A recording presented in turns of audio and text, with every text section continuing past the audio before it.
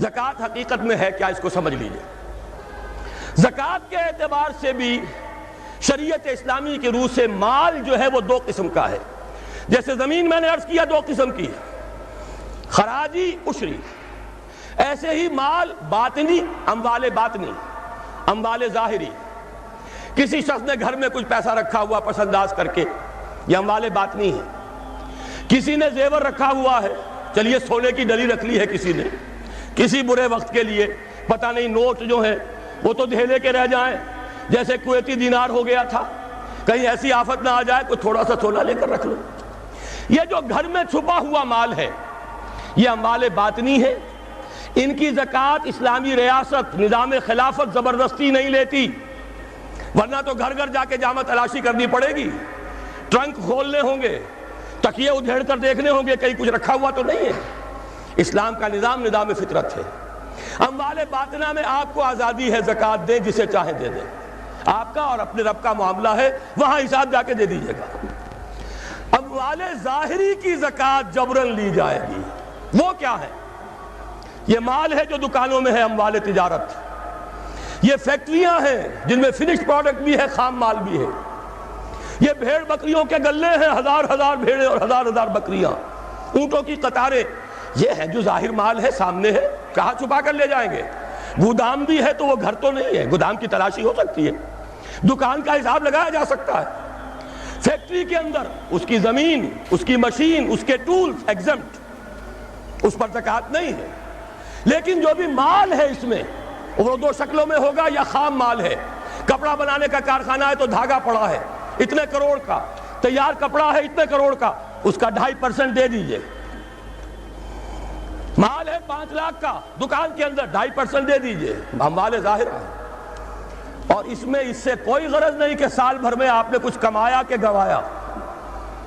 جب تک آپ نصاب کی حد سے اوپر ہیں، چاہے آپ کا اس سال میں آدھا مال گیا، 10 لاکھ کی مالیت تھی، اب آپ 5 لاکھ کے ہیں، لیکن 5 لاکھ پر بھی آپ کو 2.5% دینا ہے، چاہے کمایا ہو چاہے گوایا ہو۔ اور یہ ٹوٹل پر ہے، کسی اکاؤنٹنٹ کی ضرورت نہیں، جو تاریخ معین ہے جا کر دیکھیے کیا مال پڑا ہوا ہے، 2.5% حساب کر کے دے دیجیے۔ اتنی رقم آئے گی۔ ابھی جو کہہ رہے تھے جنرل صاحب کہ یہ نعرہ بھٹو نے لگایا، یہ بالکل وہی بات ہے جو علامہ اقبال نے فرمائی ہے۔ مغربی تہذیب میں بھی ایک حصہ حق کا ہے، اگرچہ باطل نے اس کے اوپر پورا غلبہ حاصل کر لیا، لیکن حق کا حصہ اس میں بھی تھا۔ وہ کیا تھا؟ اوہام پر اپنی بات نہ قائم کرو، لا تقف ما لیس لک بہ علم ان السمع والبصر والفؤاد کل اولئک کان عنہ مسئولا۔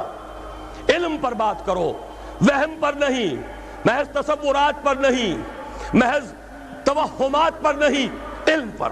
موقف تمہارا علم پر قائم ہونا چاہیے۔ یہ بات تھی، انہوں نے لی، توہمات کو ختم کیا، کھول آنکھ، زمین دیکھ، فلک دیکھ، فضا دیکھ، مشرق سے ابھرتے ہوئے سورج کو ذرا دیکھ۔ لہذا سائنس بڑھی، ٹیکنالوجی بڑھی، آئی ان کے ہاں ترقی آئی۔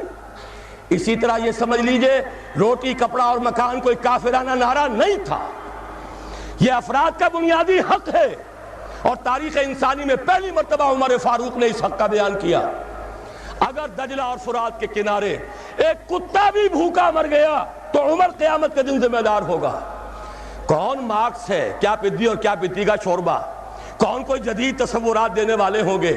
یہ کل کی پیداوار ہے اور آج ختم ہو چکے، آج ان کے چہروں پر کالک بری جا رہی ہے، آج ان کے مجسمے گرائے جا رہے ہیں۔ عمر فاروق کا فرمان، یہ محمد کے غلام اور ایک ادنا تربیت یافتہ سپاہی کا فرمان ہے، یہ تا قیام قیامت قائم رہے گا۔ ہر شہری کی بنیادی ضروریات کی کفالت ہے جو نظام خلافت کے ذمے ہے۔ اور اس میں تو جیسا کہ میں نے عرض کیا، اس میں تو حضرت عمر نے مسلمان نہیں کہا، صرف مسلمان نہیں، جانوروں تک بات پہنچا دی۔ اس کا مطلب یہ کہ غیر مسلموں کا بھی حق ہے۔ اس لیے کہ حضرت عمر ہی نے ایک مرتبہ دیکھا تھا، کسی صوبائی دارالحکومت کے دورے پر گئے تھے، کوئی ایک بڈھا غیر مسلم غالباً مجوسی تھا، وہ کچھ خیرات مانگتا پھر رہا تھا، بہت بوڑھا ضعیف۔ وہاں کے عامل سے حضرت عمر نے پوچھا یہ کیا معاملہ ہے، یہ خیرات مانگنے پر کیوں مجبور ہو گیا؟ تو انہوں نے کہا غریب ہے اور اس کے پاس کوئی ذریعہ نہیں ہے. فرمایا یہ بڑا ظلم ہے کہ جب یہ جوان تھا کماتا تھا ہم اسے جزیہ لیتے تھے، اور آج اگر یہ بوڑھا ہو گیا ہے اور اس کا کوئی والی وارث نہیں ہے تو ہم نے اسے سڑکوں کے اوپر بھیک مانگنے کے لیے چھوڑ دیا. اس کا بھی وظیفہ مقرر ہو جائے گا. یہ ذمہ داری، یہ کفالت عامہ ہر شہری کے لیے. اور یہ جان لیجئے تجارت میں اور صنعت میں یہ سارا فساد جو اس وقت ہے وہ اس وجہ سے ہے کہ عام